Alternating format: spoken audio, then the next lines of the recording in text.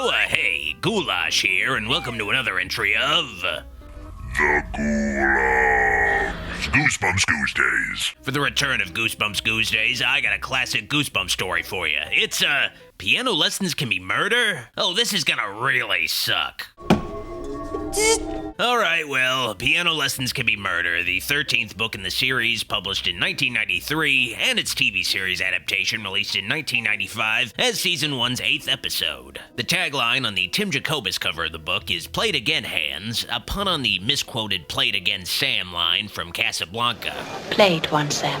But this story is not some kind of Goosebumps-themed parody of Casablanca starring Thing Adams, disappointingly enough.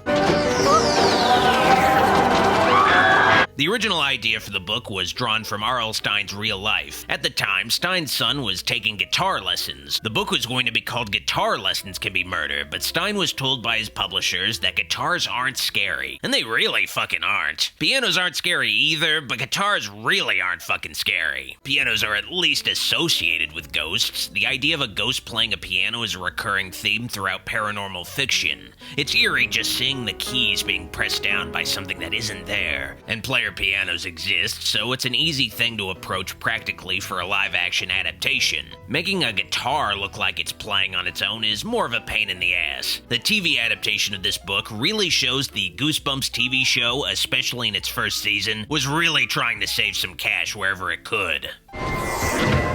Before I review this Goosebumps tale, I want to give a shout out to my sponsor, me! Pledge to my Patreon today to support the channel, help it continue to grow, and you'll also get access to weekly movie nights every Sunday and archive commentaries if you miss the movie nights live. Just $5 a month to get a movie night every week. Here's the movie I'll be streaming next Sunday. Pledge to patreon.com/Dr. Wolfula if you're interested in my bonus streams, and I thank you in advance. The fate of the world is at stake. Piano Lessons Can Be Murder features a pretty typical setup for a Goosebumps story. A kid moves to a new town and crosses paths with something spooky in their new environment. Stop fantasizing and try to concentrate on what I asked you to do. In this case, the kid is Jerry Hawkins, a boy with an overactive imagination, or just ADHD, who, while wearing a pasta strainer on his head, discovers something horrible in his new basement. A piano! Ah! Wait, that's not scary. But it's a haunted piano! Ah! Okay, well, that's still not all that scary, but this show is for kids. It was playing by itself. A player piano? No, it's just a regular piano. Specifically, the piano is haunted by the ghost of an old crone, and the ghostly effects are pretty okay for mid-90s TV. Damn right! It's makeup effects to give the ghost a freaky look mixed with digital morphing and a fog overlay. They could have easily just made the ghost a normal woman with lowered opacity, so I'm glad they put in the extra effort. Now, this ghost is very different between the book and the episode. In the book, the ghost is a young woman revealed in Goosebumps Pogs to have the name Mara Klein, but this episode makes the ghost an elderly piano teacher. The difference in the book being that Mara Klein used to live in Jerry's house and is implied to be the victim of the story's serial killer. But in the episode, they just imply the ghost died of natural causes. Yeah, this Goosebumps story features an actual serial killer, a child killer no less. But obviously the episode had to tone this aspect down for a Saturday morning TV audience. The child murder thing is still there, but the scarier elements are softened for the show, and it really hurts the impact of the episode. Stay away from the street.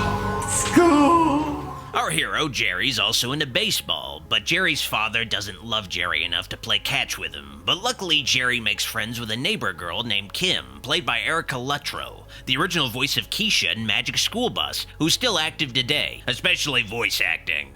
Hi, I'm Kim. I live across the street.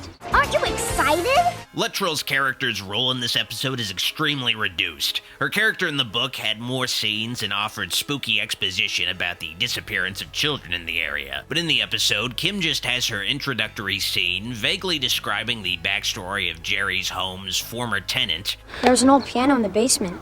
A piano teacher used to live there. It must have been hers. And then Kim reappears in the denouement. I'm just glad our house is ghost-free. No more piano, huh? The episode does imply that Jerry might have a crush on Kim. Maybe we can jam together. Jam? Sure. As her interest in his piano encourages Jerry to get lessons, and the episode's real story commences, and Jerry enrolls in piano school. Yeah, I'll call today. Thanks. But a cryptic warning from Jerry's spinster ghost gives him some second thoughts. Stay away. There's no backing out now, though, as Jerry starts his first day at the Shriek School. It used to be called the Shriek School, but they got served a cease and desist by the estate of William Steig. Shriek School. Well, this is it. The school has really high security long before Columbine, and the school's lone teacher is Dr. Shriek. I'm Dr. Shriek. I know it's a funny name, but it's a real attention getter. Who, despite his spooky surname, is a jolly white-bearded old fella whose belly shakes like a bowl full of jelly. Who does he remind me of again? Oh yeah, George Lucas. Today, we will learn the C major scale. Despite being a piano teacher, Shriek's hands don't work anymore, and Shriek seems eerily obsessive over Jerry's hands. Marvelous hands. Marvelous. It's like that episode of Seinfeld where George becomes a hand model. Your hands. Go to the bathroom. They're quite exquisite. Ironically, the Jerry of this story gets this treatment. Everybody's impressed by the beauty of Jerry's hands, and it's creepier than on Seinfeld because this is a kid. They're perfect.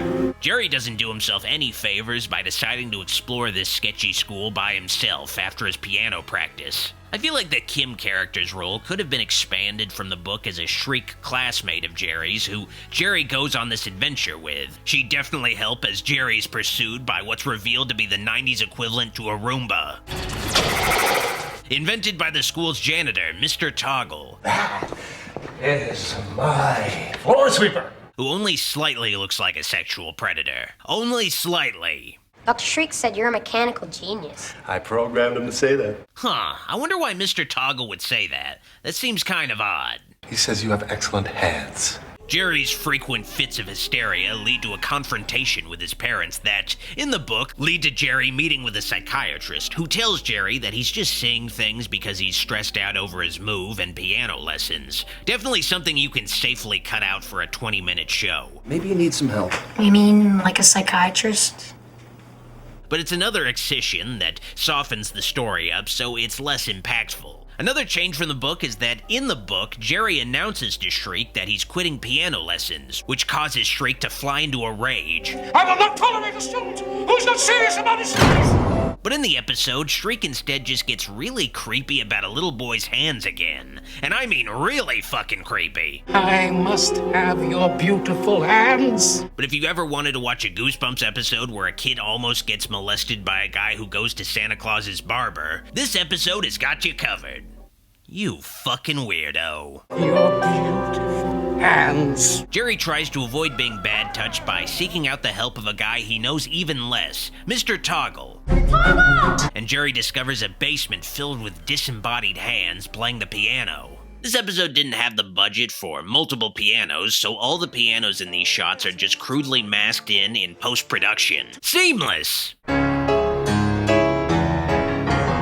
The ending is where things get really fucking confusing, especially in the episode. When Mr. Toggle arrives, it's revealed that Shriek was a robot all along built by Toggle. He's a robot.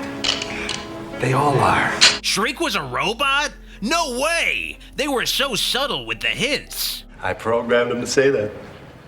So this lonely janitor builds a robot and it looks like this? I guess silver foxes are Mr. Toggle's type. The Dr. Shriek twist is actually spoiled by the British cover of the book, with Shriek depicted with a T-800 eye. I guess Mr. Toggle designed Skynet. But there is an additional, more convoluted twist that's less confusing if you read the book. Toggle needs Jerry's hands to use for his robots. I need your hands, Jerry. Hands are the one part of his lifelike androids Toggle can't replicate. And the junk too, I assume. It's not really addressed in the show what the deal with the hands floating is, but in the book it seems like the hands play the pianos through some kind of technology, before eventually being transferred to lifelike human androids. The book goes heavier on the implications that Toggle is a child killer. Toggle kidnaps the students of Dr. Shriek and cuts their hands off, making him one of the darkest villains in the series. The episode's ending differs wildly from the books to make it less dark, though. In the book, the ghost of the young woman is revealed to have been one of Toggle's victims, and the ghosts of Toggle's victims all essentially take him to hell. But in the episode, the old lady ghost stops Toggle and reveals she was once his piano teacher, and that Toggle has only been doing all of this because he was too lazy to play the piano himself. You were just a lazy boy. So Toggle's able to build lifelike robots, but he's too lazy to play the piano? Okay, sure. You'd only practiced. Again! And Toggle is forced to play the piano for all eternity. Lazy boy. And Jerry, well, he's still getting compliments on his cool hands. Good hands. Those hands are gonna come in handy during puberty. You don't have to worry about me. I won a contest. Piano Lessons Can Be Murder is a mediocre Goosebumps story, and the TV adaptation doesn't really do it any favors. The scariness of the book is the creepiness of the new environment Jerry finds himself in. Going to a piano school with sketchy characters and tales of missing children that turn out to have been murdered. All of that had to get downplayed for the episode, and it just doesn't really stand a chance of hitting compared to creepier, weirder, more iconic episodes. I give Goosebumps Piano Lessons Can Be Murder 2 drops of monster blood out of 5. Beautiful hands! Before I go, I want to plug my spin-off YouTube channel, The Gulag, where I cover horror stuff for kids. I've been on and off with the channel over the years, of course, but I got videos in the works there, and it doesn't hurt to subscribe for when another video comes out. We really appreciate the support. Anyway, I've been your host, Goulash, signing off. See you next time. You fucking weirdos. If you liked this video, like it, and if you loved it, click the subscribe and bell buttons for more videos. I'd also like to thank these fine folks pledged to my shoutout tier on my Patreon for all of their kind support. Videos like this wouldn't be possible without all their help. Thank you for watching, see you next time. Doc signing out.